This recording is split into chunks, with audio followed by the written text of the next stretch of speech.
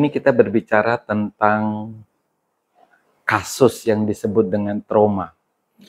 Jadi trauma itu sebenarnya merupakan respon emosional tubuh kita terhadap sesuatu yang kita anggap mengerikan, ya.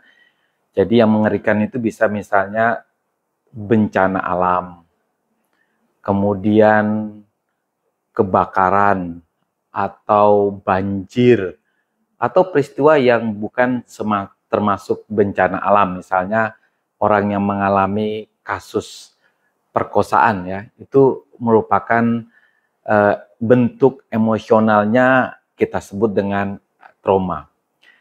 Dokter akan kasih contoh yang real, yang mungkin bisa terjadi kepada siapa saja.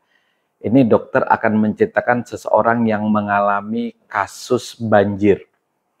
Nah, di sini pernah mengalami banjir, jadi seorang usianya sekitar 50 tahun, laki-laki, ya.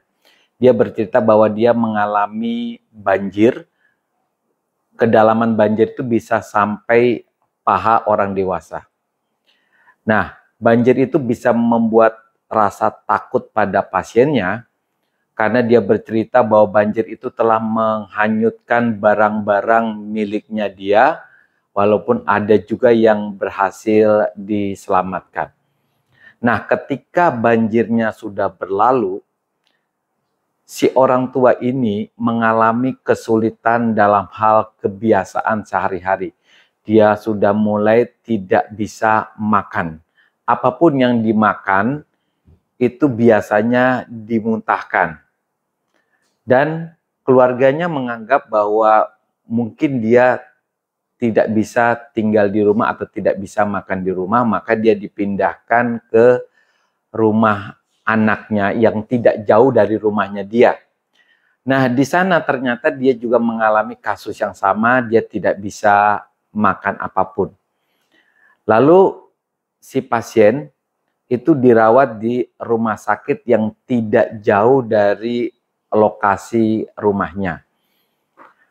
Nah, di rumah sakit tersebut, si pasien juga mengalami kasus yang sama. Dia tidak bisa makan apapun.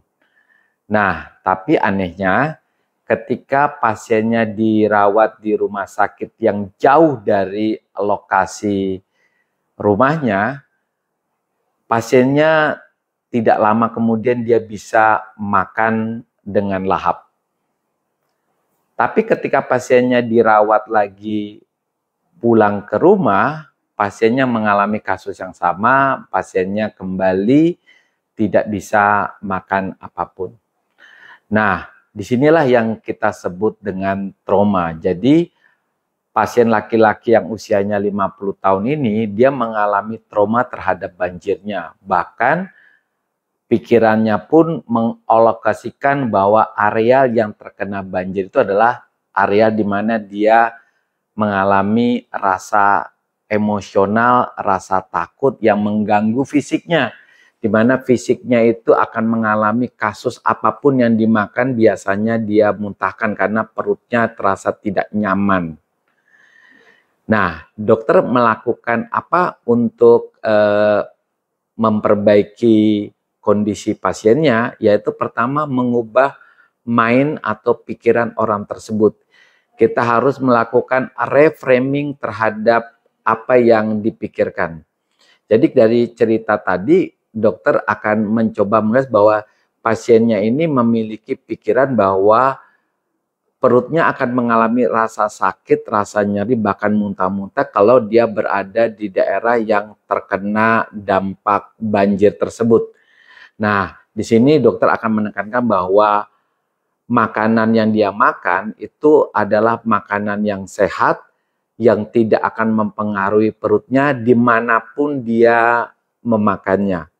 Dokter melakukan hipnoterapi, memperbaiki mind-nya. Di sini sugesti yang dokter berikan berupa apa? Apapun yang dia makan, ya, apapun yang dia makan dimanapun, ya, dokter penekanan dimanapun, baik di rumahnya dia, di rumah anaknya, di lokasi dekat rumahnya, maksudnya di warung-warung dekat rumahnya, itu keadaan perutnya tetap terasa nyaman dan terasa enak.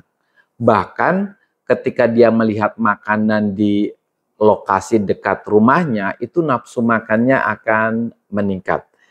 Nah, sugesti yang dokter lakukan itu adalah dalam keadaan pasiennya trans, artinya dalam keadaan di bawah sadar, sehingga kata-kata dokter itu akan tertanam di pikiran orang tersebut, dan dengan harapan bahwa sugesti yang tertanam ini akan membuat pasiennya bisa makan atau minum baik di rumahnya, di rumah anaknya, ataupun warung, kantor yang lokasinya sangat dekat dengan rumahnya, sehingga pemikiran bahwa perutnya akan mengalami rasa sakit ketika di daerah yang terdampak banjir itu bisa hilang.